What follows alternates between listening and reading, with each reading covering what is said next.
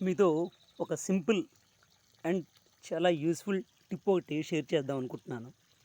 ఇది చూడండి. మనం కాయగూర తొక్కలు నీళ్ళు తీసుకున్నాం కదా! అవి తీసుకున్న ఈ ఎక్స్ట్రాక్ట్‌ని మనం ఇప్పటివరకు ఏంటంటే మట్టిలో జల్లుతూ ఉన్నాం.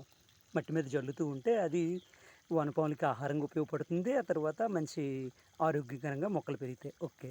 అయితే ఇప్పుడు టిప్ ఏంటంటే వీటిని మనం వాటర్ టెంచెస్‌లో వాటర్ పెట్టుకుంటున్నాం కదా! ఆ వాటర్‌లో కలిపేసుకోవటమే.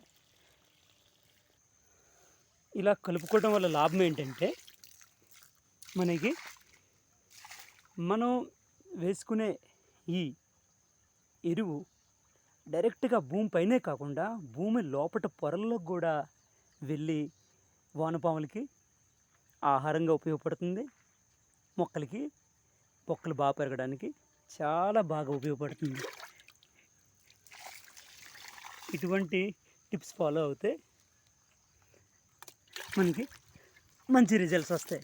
ఇవి చూడండి, మనం బకెట్లో వేసుకున్న మొక్కలకు కూడా ఇదే ఎరువు, ఇంకేం ఎరువు లేదు. తర్వాత జీవామృతం చేసుకుంటే ఆ జీవామృతం కూడా ఇద్దాం. అంతే, ఈ ఎరువు చాలు.